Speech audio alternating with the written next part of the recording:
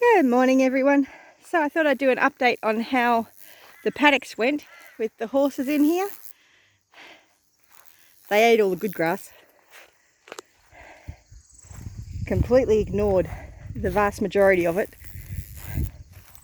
So the stuff that the chickens had nicely fertilised and Davey had fertilised and was growing really well, they've eaten all that.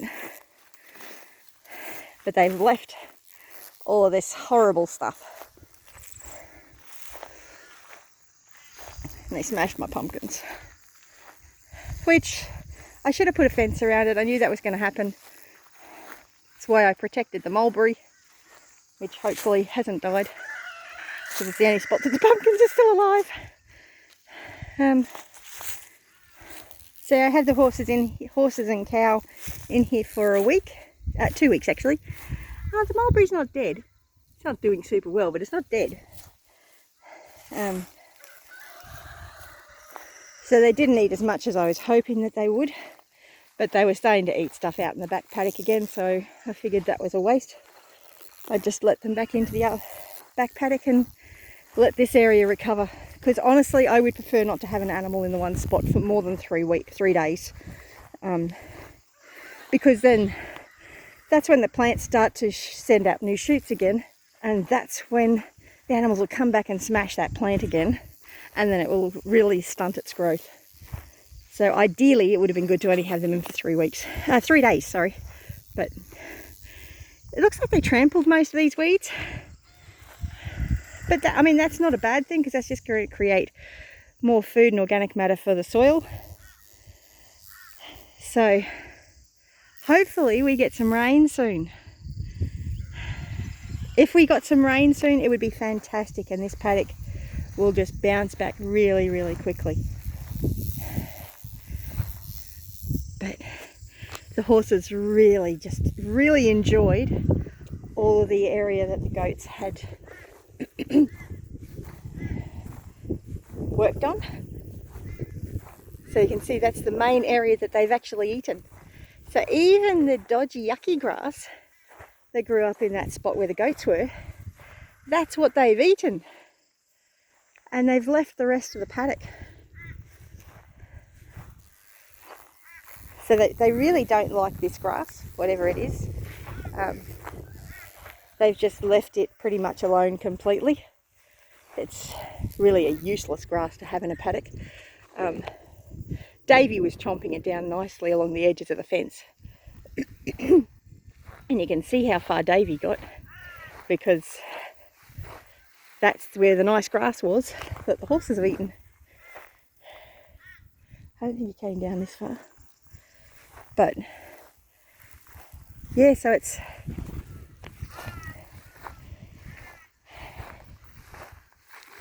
going to take a while for this paddock to recover. And I know that. I knew that from the very beginning. But this area had some really nice grass on it. I'll leave a link to the video of what it was like before the cows and horses came in.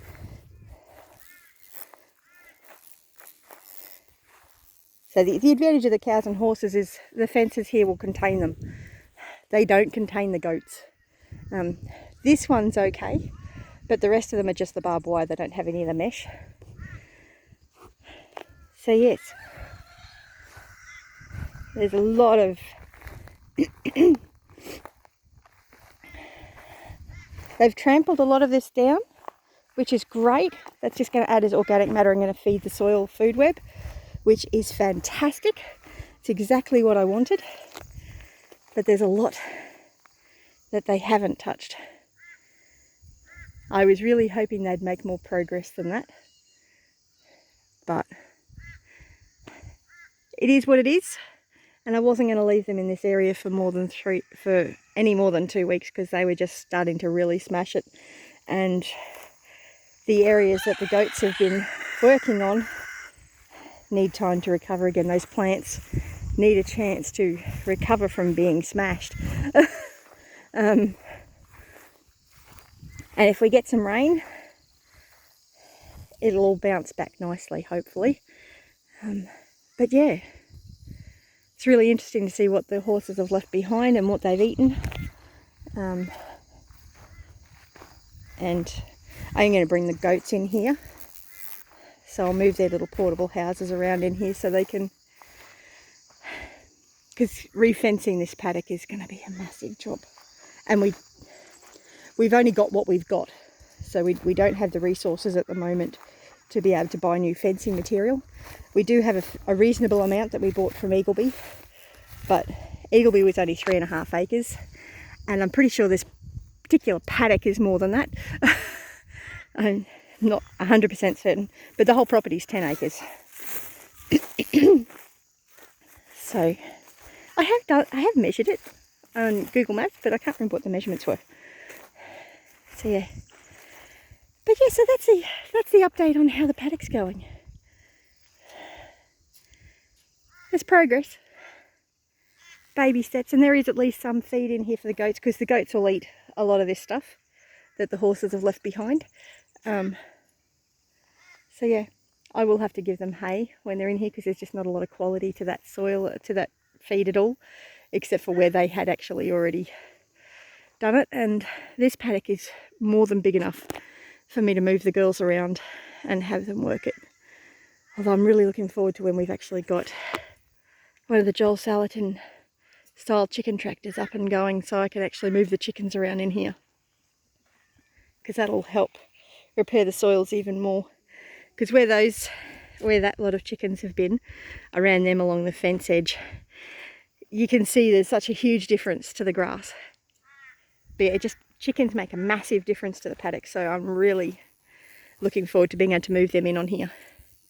But yeah, anyway, that's the update for today on the paddocks. Have a great one. Bless you.